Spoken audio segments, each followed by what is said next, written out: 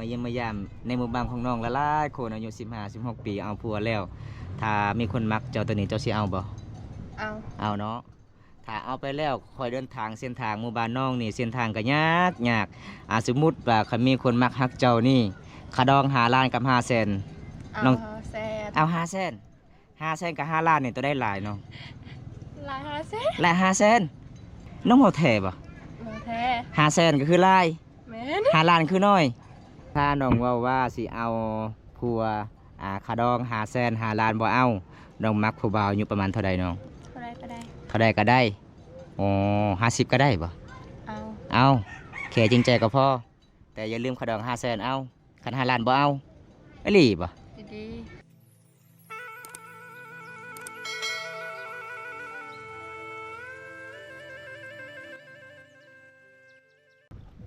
สบายดีพี่น้องสบายดีเด้อสบายดีพ่อแม่พี่น้องที่เข้ามาติดตามชมมื้อนี้บรรยากาศยามแรงๆทุกคนเลย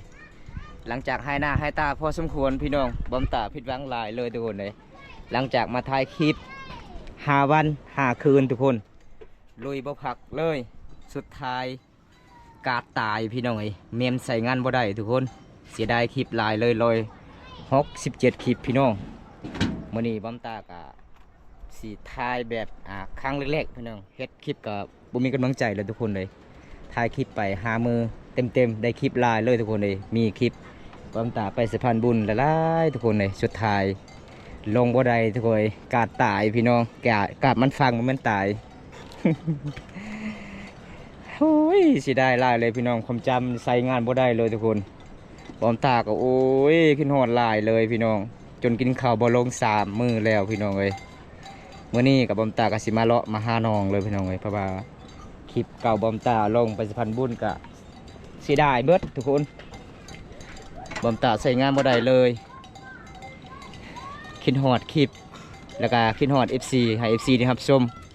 เรื่องเสียเงินเสียคำบอมตาบ่ได้เสียดายทุกคนเลยเสียดายคลิปเพราะว่าให้จัดให้ตามห้องคอผู้ใหญ่ใจดีจากฝั่งไทยสุดท้ายกับผู้ใหญ่ใจดีกับโบเห็นคลิปเลยอุ้ยเสียใจหลายเลยพี่น้องเลยพร้อมตากะจนชีเศร้าเฮ็ดคลิปเลยทุกคนเลยเกือบบ่อยากเฮ็ดคลิปแล้วพี่น้อง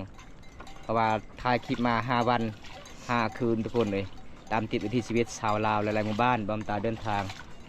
มูลค่าเสียค่าน้ำมันรถก็ตกประมาณ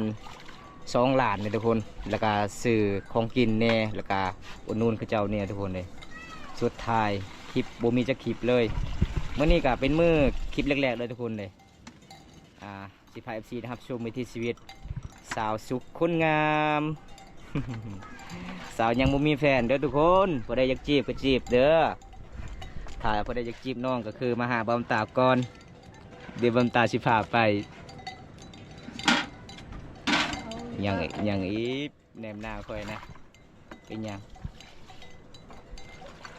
สบายดีสิเนี่ยนี่สบายดีเมื่อนี้บ่สบายปันใดเนาะ เป็นยังนึ่งข้าวบ่บรรยากาศยามแรงตอนเช้าก็เจ้าวันนึ่งข้าวอีเม่อ๋ออีเม่ผู้ที่2ไปไสอีเม่ผู้ที่2นะพูดเข้าอีเม่ผู้ที่1อยู่เพื่อนกับน้องนี่มันได้มาเมื่อนี้ยังโสดอยู่บ่จากเปอร์เซ็นต์โสดนะ100อิลี่บ่ถ้ามีคนมักกะสิเอาบ่ตอนนี้บ่ยังว่าเอาไปยังบ่ยังเอาพัวนะฮะยัง1 ปีสิเท่าเลยได้ตอนนี้อายุ28 ปีแล้วเจ้านะ โอ้ยยอกน้องทุกคนเลยเวลาทักทายก็คือน้องว่ายังโสดเลยทุกคนเลยสาวลาวหมู่บ้านนี่เด้อทั้งโสดทั้งงามโสดจริงหักจริงวังแต่งหักกันแล้วเลิกกันบ่ได้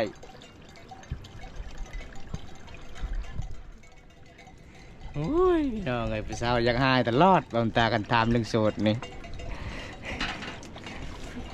เอาน้องก็จะนึ่งข่าวบริการจำเลยทุกคนเลยวันนี้มียัง15 ปีนะครับชมตามติดวิถีชีวิตสาวสุขคนสวยหมู่บ้านคูณ4เมืองนอกส่วนบอดลาวเผามองกองแขวงโซนเขตโดยทุกคนหมู่บ้านนี้สาวลาวงามแบบธรรมศาสตร์ดำรงชีวิตอยู่เฮือนอยู่ศาลตอนเป็นสาวโสดก็คือสูเวียกไอ้พลอยแม่คือบันนี้ทุกคนเลยบ้านดอกบ้านนาบ้านเฮา แต่บอมต้ามาเมื่อนี้กับผมมีกำลังใจแล้วทุกคนเลยเฮ็ดคลิปกะ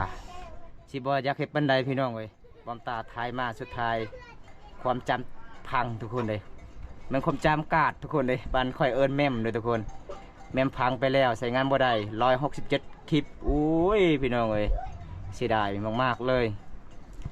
มีหลากหลายเนี่ยบอมตาทายไปสะพานบุญผู้ใหญ่ใจดีแล้วก็หลายๆคนที่บอมตาซอยได้พี่น้องบ่ได้ฮ้อนบ่จะอยู่ในนั้นบ่คักน้อยทานั่งจะเนาะทานั่งไปเปาะนั่งบ่ทานั่งแบบนี้ เอาน้องว่าฮ้อนหลายเด้อทุกคนเลย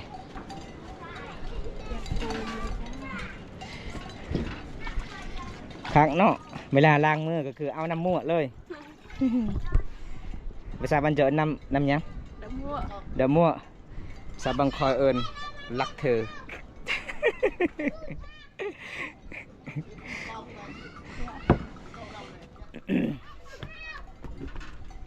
หอนปะหอนก็อดเอาเนาะข่าวว่าหักก็อยู่ได้ใจยังวางปะ ยัง ยังถ้ายังอายสิแทงลงเบิ้งใจเจ้านะกับบ้านยังวาง โอ้ยอยู่ใส่เนาะเบาแก้วเคยตัวนี่เด้อผู้สาวโสดมาเอาเลยเด้อเบาแก้ว เอาพี่น้องไงมื้อนี้น้องมาว่ายังว่างอีกทุกคนก็อยากคุยอยากลุ่มก็คุยได้เด้อเพราะว่าตอนนี้น้องก็เล่น2เฟสเด้อทุกคนเพราะว่าน้องก็ได้โทรศัพท์เขาเจ้าให้เนาะแม่นบ่พอได้ให้พี่น้องเจ้าโอ้ได้สับใหม่อ๋อ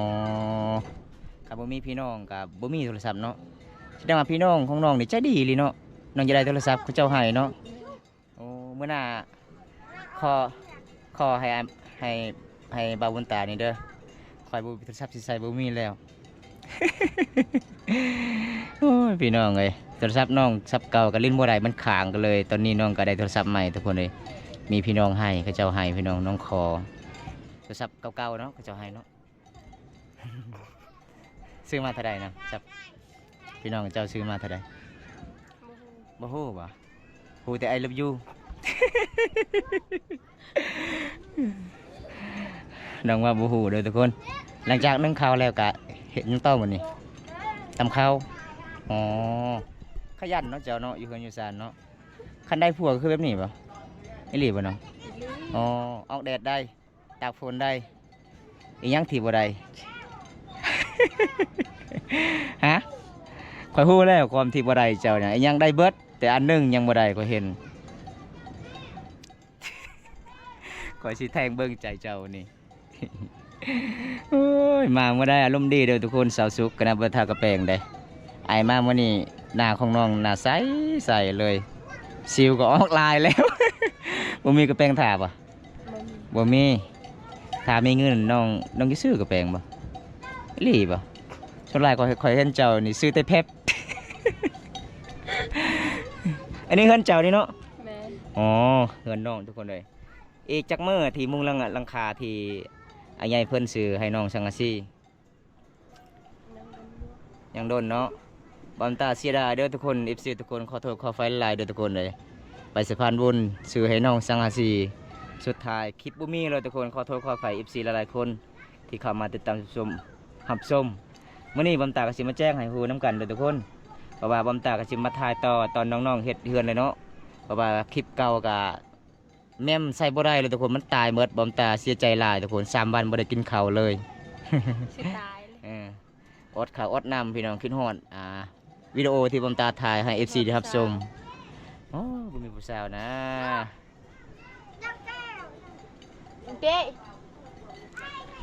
ปีไม่ว่าจะได้ปีนะอีแม่ตะกี้เจ้านอนคนนี้ป่ะ แม่ อ๋อหลังจากฝนตกแล้วก็มันเปียกมันเลยหัวมันเลยก็เลยน้องไม่ได้นอนอ๋อทุกคนเลยอันนี้มันเฮือนที่น้องอยากใส่สังกะสีที่บอมตาซื้อให้ทุกคนเพราะว่าตอนนี้น้องก็ติดภารกิจหลายเนาะยังมาแล้วหุดเข้าให้ หลังจากแล้วก็คือเฮ็ดเฮือนเลยโอ้ระวังได้ตกสารได้ เบิ่งปองนี่ลายเด้ ปตกแล้ว ปลาตะกลายจักทีประมาณจังนาทีจึงสุกเขาเจ้าหนึ่งมื้อนี้ ยังบ่ทันหู ฮะ ยังบ่ทันหู ยังบ่ทันฮู้คิดว่ายังบ่ทันฮู้ เชื่อ โอ้ยน้องเว้าลาวเก่งนะทุกคนเลยแปลให้เด้อไฟฮู้ภาษาลาวของน้องนี่ น้องอารมณ์ดีทุกคนถ้าผู้ใดอยากจีบก็จีบได้เด้เป็นแฟนกับน้องนี่มื้อใดบ่ผิดหวังแน่นอนบ่เคยผิดกันเลยทุกคนถ้าเวลาผิดกันก็คือน้องยิ้มใส่แล้วก็แล้วเลยสุดยอดความสุขพี่น้องแต่ละคนผมตามไปถ่ายคลิปเกิดบ่คือน้องเด้อทุกคนมีแต่น้องผู้เดียวมือติยิ้ม น่าฮักหลายเด้อ แต่งามซ้ำบ่าวอตุเด้อทุกคนเด้อ เอาอืมน้องก็ฮอนหลายนึ่งเข่าวสวยเข่าวยำแรงหลังจากนั้นก็ตักน้ำตามเข่าโอ้ยวิถีชีวิตสารับนี่ทุกคนคำว่าเฮ็ดกับบ่มีข้าวกินเด้อทุกคนเลยแต่ว่าผมตากะอัปเดตวิถีชีวิตน้องๆไล่ๆคลิปเลยสุดท้ายกะลงบ่ได้พี่น้องเอ้ยความจำตายโอ้ยกินฮอดจนน้ำตาไหลกินฮอดคลิปกินฮอดเซาสุกแน่ ยันเซาสุกมีผู้บ่าวแต่ตอนนี้น้องยังโสดโอ้ยมีแห้งเด้อทุกคนได้อยากจีบก็จีบได้เด้อ ถ้ามักฮักน้องก็คือขะดอง5 ล้านเส้นทางยากเด้หมู่บ้านเจ้าเนาะ เอาสาวสุกมื้อนี้ไอ้มาเยี่ยมมายามน้องเพราะว่าไอ้มาเยี่ยมมายามในหมู่บ้านของน้องละลายคนอายุ15-16 ปีเอาผัวแล้ว ถ้ามีคนมักเจ้าตัวนี้เจ้าสิเอาบ่ เอาเนาะถ้าเอาไปแล้วคอยเดินทางเส้นทางหมู่บ้านน้องนี่เส้นทางก็ยากสมมุติว่าคันมีคนมักฮักเจ้านี่ขะดอง5 ล้านกับ5 แสน น้อง แสน เอา5 แสน5 แสนกับ5 ล้านนี่ตัวได้หลายเนาะ ลาย5 แสน หลาย5 แสนโอ้5 ล้านก็คือมันล้านเลยเด้เนาะเงินมันล้านก็เลยว่าหลายเนาะ5 แสนนี่มันแสนเลยทุกคนเงินมันแสนเด้น้องเฮาแท้บ่ มาแท้ 5 แสนก็คือหลาย แม่น 5 ล้านคือน้อยโอ้พี่น้องเอ้ยเอาเลือกเลย FC เอ้ยถ้ามักน้องว่าขะดอง5 ล้านบ่เอาเด้อเอา5 แสนมันหลายเนาะ โอ้ยพี่น้อง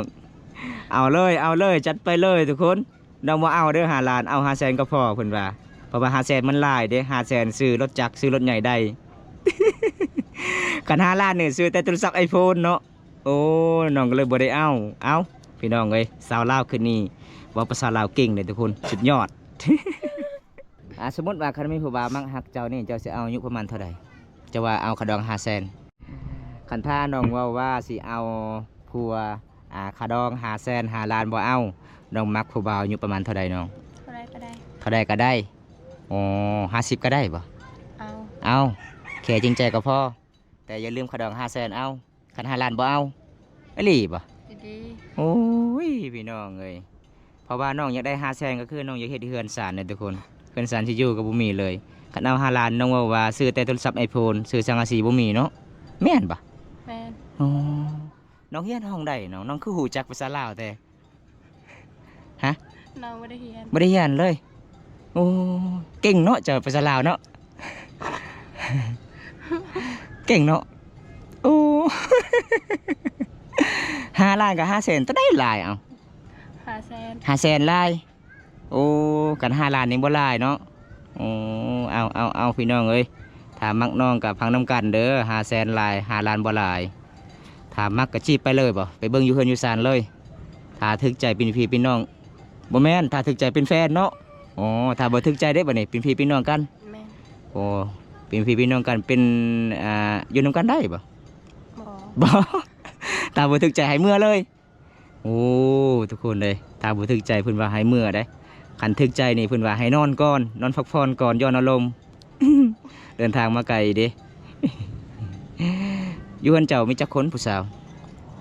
มีเพื่อนคอย โดย ยังแต่คอย ยังแต่เจ้าโอ้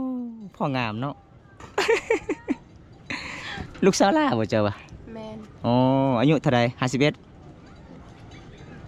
ฮะ15 แม่น โอ้อายุ15 ปีเด้อทุกคนงามเลยเด้อทุกคนงามแบบธรรมศาสตร์เด้หน้าก็บ่มีสิวเลย งาม เต็มหน้า สิวเต็มหน้า แม่น อ๋อน้องถ่ายยังถ่ายใกล้ๆบ่ ใกล้ๆว่าจังไดภาษาบ้านเจ้า แต่รวย เครนรวย เอาเลยไข่ไก่แม่นบ่ไข่ไก่เกร็นรวยมันขี้ไก่อันนั้นน่ะ ยามน้องแรงน้องก็นึ่งข่าวไปพร้อมทุกคนวิถีชีวิตสาวลาวขยันหลายเด้อทุกคนเลยสุดยอดอ๋อเป็นมุมเนาะมื้อนี้เนาะ ทางนี้แจ้งนิดนึงทุกคนเลยเบิ่งเฮือนน้องทุกคนเฮือนนี่บ่น้องว่าสิใช้สังกะสีนะ แม่ นั่นสิบ่พอเนาะสาวแผ่นบอมตาซื้อให้เนาะโอ้ยพี่น้องเอ้ยคันบ่พอก็คือน้องไปเฮ็ดงานเนาะรับจ้าง วันหนึงเท่าไหร่หมู่บ้านน้อง 80,000กีบอืมการ80,000กีบก็คือการไปรับจ้าง10มื้อก็คือได้8แสนเนาะ แต่ส่วนหลายหมู่บ้านเฮาเนี่ยก็เขาเจ้าจ้างมื้อหนึงก็เบิดเนาะบ่หลายทุกคนเลยบ่รับจ้างบ่มีเด้อทุกคน อันนี้จะเป็นเฮือนศาลบ้านสองของสาวสุขสาวลาวบ้านป่าหมู่บ้านคูน4เผาหมองกองเมืองหนองแขวงสวรรณเขตเด้อทุกคนขาดองบ่แพง500,000กีบก็ได้ถ้าบ่ได้ทึกใจก็โอ้เป็นแฟนกันเด้อพี่น้องเอ้ยเพิ่นว่า ถ้าบ่ทึกใจก็เป็นพี่เป็นน้องกันเนาะอ๋อถ้าบ่ได้อยากร่วมกันน้องๆสาวสุขก็คือติดต่อทางบ่าวบุญตาเด้อถ้าไปผู้เดียวบ่ได้เด้อทุกคนเลยลงโทษแน่นอน เพราะว่าน้องยังโสดเด้แบบไปผู้เดียวก็คือเจ้าหน้าที่กองรอนบ่ให้ไปเด้อทุกคนต้องมีทีมงานไปนำเนาะต้องติดต่อข่อยเนาะแม่นบ่ เป็นยังไงไอมามื้อนี้กินข้าวกินน้ำเลยบ่ กินแล้ว อาหารหยัง บ่มีอาหารบ่มีอาหารข่อยเห็นอยู่ในโคกเจ้าคือเจ้าตำมะเขือ แม่ อ๋ออาหารหลักคือมะเขือสิ่งที่ขาดบ่ได้เนาะแล้วก็อาบังภาษาบ้านเจ้าเอิ้นว่าจังได อะบัก อาบัง ภาษาบ้านข่อยเอิ้นอะไมแม่นบ่กึ่งบ่ กึ่ง กึ่งคือมะเขือเด้อทุกคนเลยเพราะว่าเฮือนน้องเบิ่งทุกคนเป็นปอกหมดแล้วทางนี้ก็คันพายุฤดูหนาวนี่แล้วเลยเนาะไปหมดเลยหลังคาเนาะอ๋อพี่น้องเอ้ยเฮือนสามบ้านช่องน้องบ่มีหยังหลายอันนี้ก็คือยาเส้นเด้อน้องก็สิมาตากแล้วน้องก็สิไปขายเด้อทุกคนเลยได้เงินแล้วก็ซื้อเกลือไปนัวเนาะอ๋อน้องปลูกมาแต่ให้บ่ยาเส้นนี่บ่ แม่ อ๋อเอามาแต่ให้แล้วก็คือน้องก็สิมา ไร จะดักหนึ่ง หลังจากน้องเก็บมาแต่ให้แล้วน้องก็มาซอยแล้วก็มาตากให้มันแห้ง แม่ อ๋อตากแห้งแล้วก็จึงขายบ่สำนีประมาณเท่าไหร่น้องได้จักพันสำนี น้องกับบ่ฮู้คือกัน อ๋อวันที่ก็ฮอด 5,000 กีบ 10,000เนาะสูงสุดเนาะอ๋อทุกคนเลยหมู่บ้านน้องก็คือเฮือนน้องก็บ่มีเงินบ่มีคำหาอยู่หากินก็คือเฮ็ดให้เฮ็ดสวนทุกคนปกติน้องก็เป็นคนป่าเลยทุกคนไปนอนอยู่ป่าเนาะหากนมาปีนี้บ่โรงพยาบาลบ่โอ้น้องไปอยู่ป่าประมาณจักปี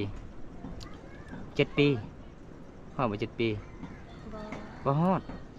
ประมาณ5 ปี 5 ปีตอนน้องไปอยู่ผู้น้อยๆหรือบ่พอดีใหญ่ก็คือกลับมาบ้านเลย อยากหาแฟนเลยเนาะ แม่นบ่ แม่ อ๋อเพราะว่าอยู่ป่าบ่มีผู้บ่าวเด้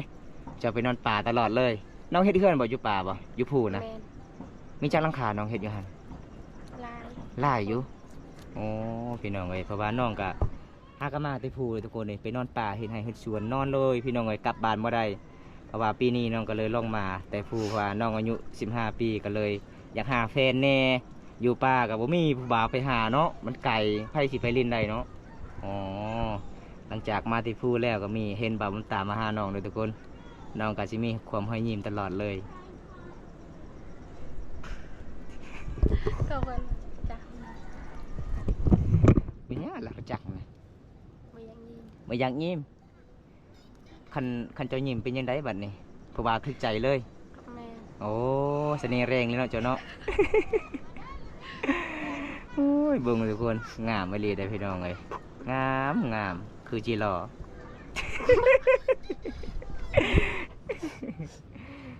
บ่ บ่แม่นอกหักบ่เจ้านี่บ่ บ่ บ่ได้อกหักเป็นหยังฮ้อนโอ้ฮ้อนก็เลยสิเงาๆหน่อยนึง แม่ ข้าวเจ้าก็สิสุกเลยบ่ตอนนี้ ยัง ยังบ่ทันได้สุกอ๋อทุกคนเอ้ยหมู่บ้านน้องนี่ติดต่อบ่ได้สัญญาณหยังเนาะอ๋อผู้สาวเขตนี่ทุกคนส่วนหลายเขาเจ้ามักจงภูมิทางหน้าเด้ แบบสไตล์บ้านๆทุกคนเลยถ้าพอได้ เออเออเออ ที่แม่จะว่าในใด อีเมลข่อยเอิ้นว่าถ้าสุกเข้าแล้วมันคือ อิหยัง เข่าชุกเข่าแล้วแม่นยังเอกจะว่าภาษาลาวนะฮะ ดังนะ พี่น้องเอ้ย ฉันเจนโดยเต้า เข่าสุกแล้วจึงช่วย แมน โอ้เข่าสุกเข่าแล้ว น้องเว่าลาวเก่งเด้สุดยอด เดี๋ยวไปดิค่ะ โอ้อันนี้มันคอไก่ปะโอ้เจ้าเฮ็ดเองบ่น้อง บอ ใครเฮ็ดนะ อาย อายเจ้าเฮ็ดบ่เป็นบ่ บอเป็น อ๋อเจ้าเป็นแต่ตำชิ้น บอเป็น บ่เป็นไม่ยังเจ้าตำเป็นนะ มีแต่ตำเขา ตำข้าวแล้วก็ตำอ้าย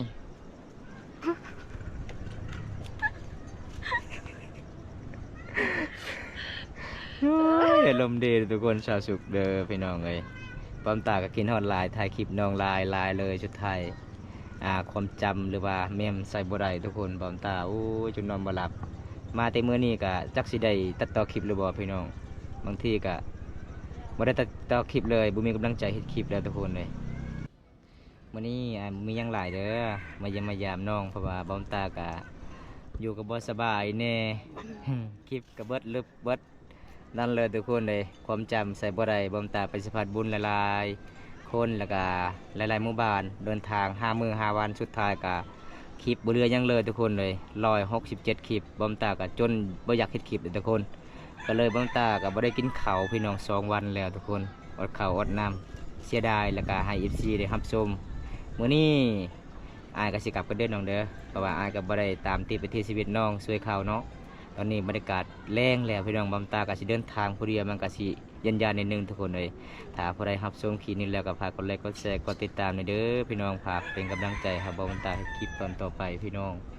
เอาคลิปหน้าพบกันไหมขอกล่าวคำว่าสบายดีบ้านสวนบ๊ายบาย บ๊ายบาย ไปกันเด้อเมื่อหน้าพอกันไหมเนาะ โดย เอาทุกคนตอนนี้บำตาก็สิกลับบ้านแล้วทุกคนเลยวันนี้ก็สิเดินทางนอกจากหมู่บ้านเลยพี่น้องไปมุ่งหน้าหมู่บ้านแกงอะลองเลยทุกคนเลยบอมตากะสิบ่ได้อัปเดตให้ FC ได้รับชมน้องนึ่งข้าวบริการยำแรงทุกคนช่วงนี้ก็อากาศก็ร้อนหลายเลยทุกคนบอมตากะสิกลับแน่ข้ามแน่ทุกคนเลยตอนนี้บอมตากะสิปิดไว้สนีก่อนเลยทุกคนเอาบ๊ายบายไปกันเด้อครับ